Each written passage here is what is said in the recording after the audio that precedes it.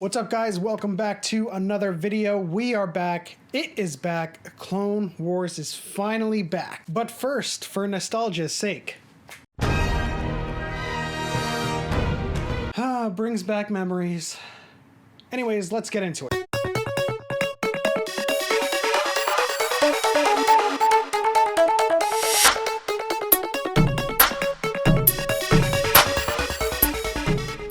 Now, the last time we saw Clone Wars, Master Yoda was busy investigating Moraband after hearing Qui-Gon's voice. He's subjected to several tests by the Wills, including Darth Sidious. Suffice to say, he passes all of the tests and learns that Qui-Gon will in fact commune with him and teach him that consciousness can survive death. Now, at the start of Season 7, we are knee-deep in an operation by Cody and Rex to find out just why their clones keep losing battles. Now, this isn't the continuation that I expected, but nonetheless, we are back in the thick of things in the Clone Wars with our favorite clones, and they even introduce us to some new ones. A ragtag group of clones with desirable mutations that make them refer to themselves as the Bad Batch. Clone Force 99 is an interesting addition to the mix. Some of these episodes will be very familiar as they've been screened at Celebration Anaheim. Now, this arc in particular has to deal with the discovery that Echo, another clone,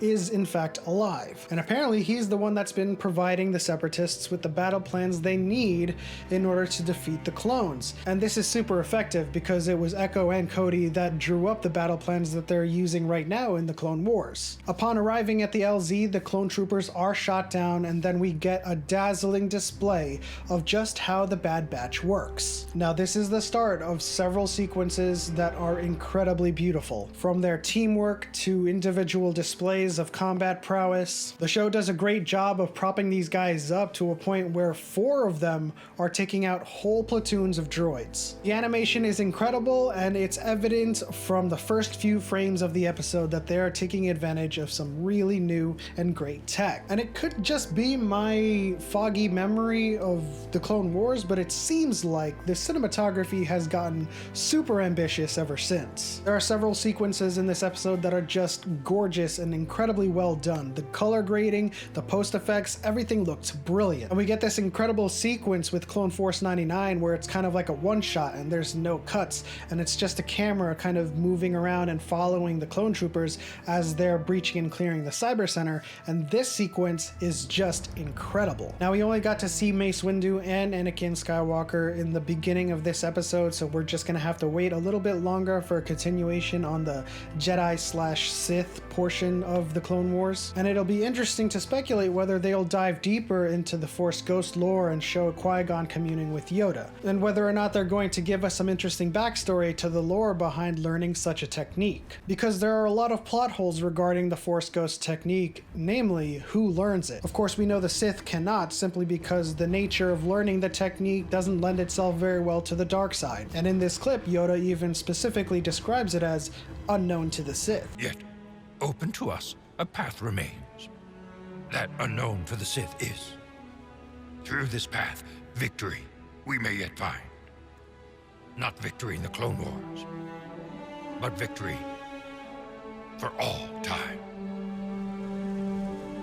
Which begs to question how Anakin Skywalker learned how to become a Force Ghost, because he never trained or learned it from Qui-Gon or Yoda before he turned into Darth Vader. Unless, of course, in this season, if they actually go deeper into detail and show Anakin learning it from Yoda. We know from the Obi-Wan comics that Obi-Wan learned it from Qui-Gon when he was communing with him on Tatooine. Luke learned it from Yoda and Obi-Wan, and Leia probably learned it from Luke. So it'll be interesting to investigate the technique a little bit more further and dive deeper into it and just learn a little bit more mythology behind it. And anyways, we're off to a great start with Clone Wars Season 7. Right away, we can see the new technology seeping into this new season with better animation, better post effects, better color grading, and of course, better cinematography, better than I remember it. Of course, we're hoping that the rest of the season is just as good as this first episode, and there's a lot of things still to look forward to based on the trailer. We're looking forward to Ahsoka versus Darth Maul, even though we know who wins that confrontation. We're looking forward to a continuation of the Jedi and Sith, and hopefully looking into Yoda's experience with learning the Force Ghost technique from Qui-Gon Jinn. There's a lot of things we have yet to see, and it's oh, it's one episode a week, and you know, in a time where everything is bingeable and all of the seasons drop in one day, this is killing me. It's you know, following this TV show week after week, it's going to kill me. And this is how it used to be when we were watching this on Cartoon Network, but now we're on a streaming platform and we're still following this show week to week. But in any case, that is my recap and my review of episode 1, season 7 of the Clone Wars. If you enjoyed this video, leave a like. Don't forget to subscribe if you haven't already. Turn on notifications, and until next week, may the Force be with you.